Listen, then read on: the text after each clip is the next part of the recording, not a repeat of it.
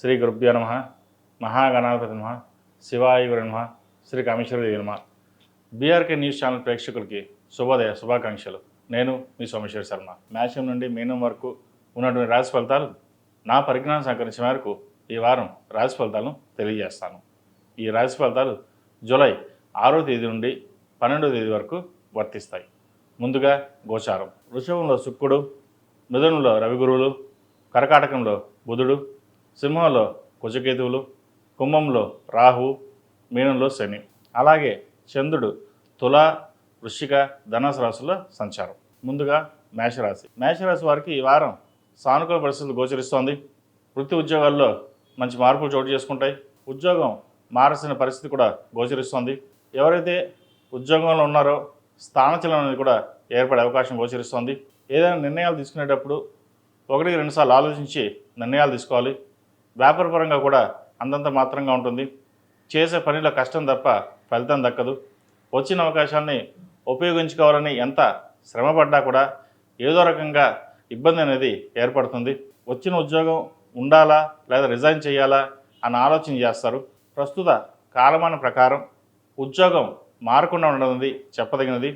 ఉన్న దాంట్లోనే ఎంత ఇబ్బందికరమైన ఉన్నా సరే సున్నితంగా పక్కన పెట్టి మీ పని మీరు చేసుకోవడం చెప్పదగినది. వ్యాపారపరంగా కూడా కొన్ని ఆటంకాలు ఏర్పడతాయి. అయితే అవి అధిగమించి మంచి ఫలితాలు సాధించడానికి ఎక్కువగా కృషి చేస్తారు. సంతానపరమైన విషయ వ్యవహారాలు చక్కగా ఉంది. వివాహ ప్రయత్నాలు చేసుకునే వారికి మంచి అవకాశాలు కలిసి వస్తాయి. అయితే భార్య మొత్తంలోంచి కావచ్చు, ప్రేమించి పెళ్లి చేసుకోవడం కావచ్చు, మధ్య డిస్టర్బెన్స్ అనేది ఏర్పడుతుంది. ప్రేమ వివాహాలు కొంత ఇబ్బందికరమైన వాతావరణం కూడా గోచరిస్తోంది. వాటి విషయంలో కొంచెం జాగ్రత్తలు తీసుకోవాలి. ఏదైనా నిర్ణయాలు తీసుకునేటప్పుడు పెద్దవారి సలహాలు సూచనలు తీసుకుని ముందుకెళ్ళడం చెప్పదగిన సూచన. ఈ రాశిలో నిర్మించిన విద్యార్థులకు కాలం అనుకూలంగా ఉంది. యూనివర్సిటీలో సీట్ రావడం, విద్యా అవకాశాలు కలిసి వస్తాయి. అయితే ఈ రాశి వారికి ఏలినాటి నడుస్తుంది. విద్య మీద కాస్త శ్రద్ధ తగ్గుతుంది.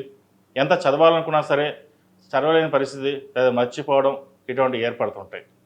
కాబట్టి ఈ రాశి వారు విద్యార్థులు ముఖ్యంగా దక్షిణామూర్తి స్తోత్రాన్ని పఠించడం, దక్షిణామూర్తి రూపుని మెల్ల వేసుకోవడం చెప్పదగిన సూచన. అదేవిధంగా విదేశాల్లో ఉన్నవారికి, ఉద్యోగ ప్రయత్నాలు చేసుకునే వారికి మంచి కాలం అని చెప్పొచ్చు. H1B వీసా కావచ్చు, గ్రీన్ కార్డు సంబంధించిన విషయ వ్యవహారాలు, PR సంబంధించిన విషయ వ్యవహారాలు సానుకూలపడతాయి.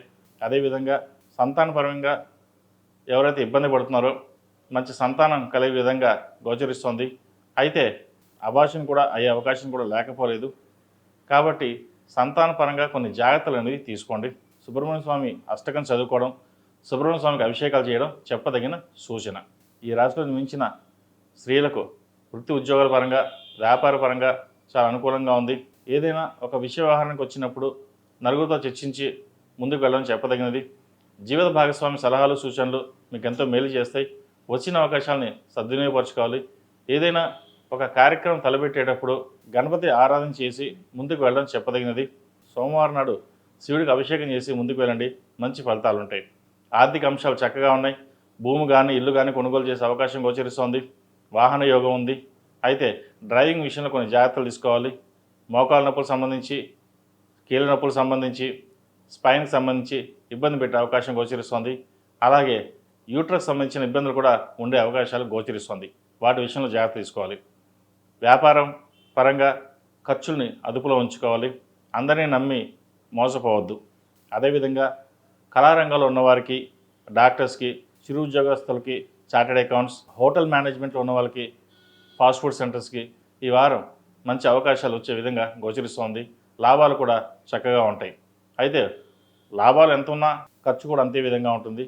ఖర్చుని అదుపులో పెట్టుకోవాలి.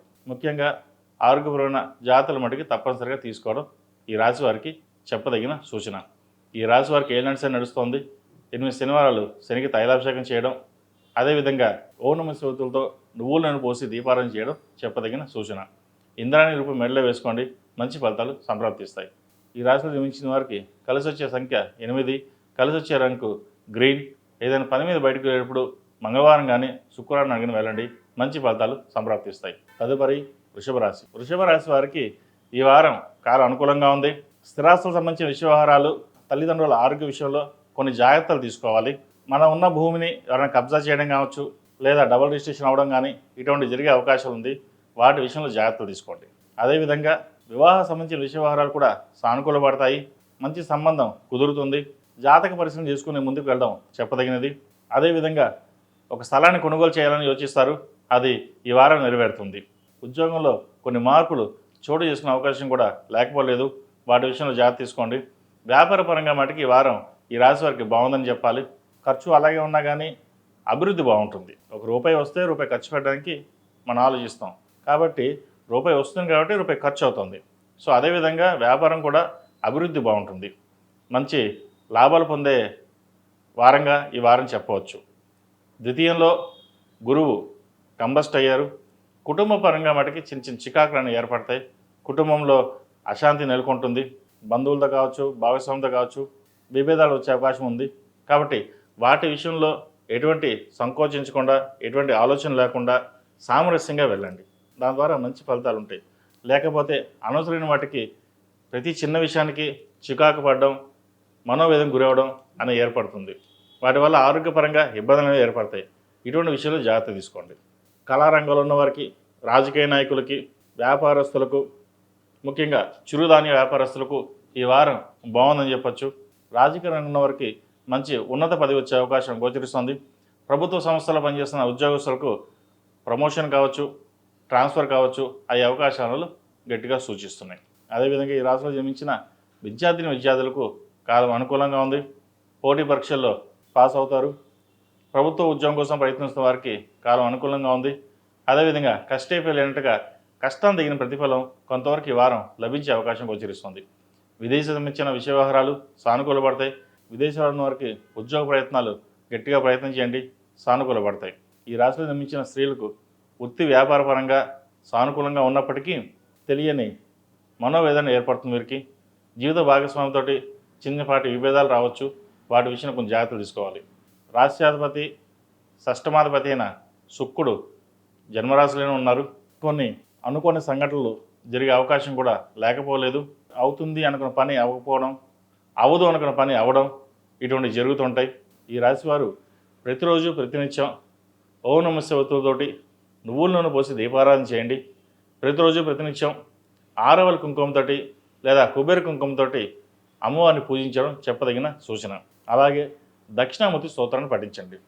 ద్వితీయంలో గురువు కంబస్ట్ అయ్యారు కాబట్టి కుటుంబ పరంగా ఇబ్బందులు లేకుండా ఉండడానికి ఆ దక్షిణామూర్తిని స్తోత్రం పఠించినట్లయితే కొన్ని మంచి ఫలితాలు సంప్రాప్తిస్తాయి. ఈ రాశిలో జన్మించిన వారికి కలిసి వచ్చే సంఖ్య 4, కలిసి వచ్చే రంగు లైట్ ఎల్లో.